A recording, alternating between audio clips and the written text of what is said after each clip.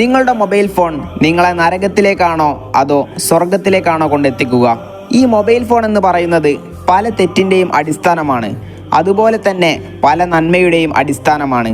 ഈ ഫോൺ നിങ്ങളെ നന്മയിലേക്ക് നയിച്ചേക്കാം, അല്ലെങ്കിൽ തിന്മയിൽ കൊണ്ടുപോയി എറിഞ്ഞേക്കാം. അത് നിങ്ങൾ ഇതിനെ ഉപയോഗിക്കുന്നതിനെ അടിസ്ഥാനമാക്കിയിരിക്കുന്നു.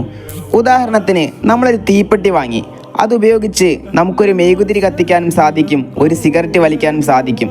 ഒരേ വസ്തുവാണ്, പക്ഷേ അത് നമ്മൾ ഉപയോഗിക്കുന്ന രീതിയാണ് വ്യത്യാസപ്പെട്ടിരിക്കുന്നത്. ഈ മൊബൈൽ ഫോൺ ഉപയോഗിച്ചുകൊണ്ട് നിങ്ങൾക്ക് ദീൻ പഠിക്കാം, ഖുർആൻ ഓതാം, ആത്മീയമായും ഭൗതികമായും പല അറിവുകളും നേടാം. അതേ മൊബൈൽ ഫോൺ ഉപയോഗിച്ചുകൊണ്ട് തന്നെ നിങ്ങൾക്ക് മ്യൂസിക് കേൾക്കാം, ഹറാമുകൾ കാണാം, രാപ്പകലില്ലാതെ പെൺകുട്ടികൾക്ക് മെസ്സേജ് അയക്കാനും സാധിക്കും. ഇതുകൊണ്ട് നിങ്ങൾക്ക് നന്മയും ചെയ്യാം, തിന്മയും ചെയ്യാം.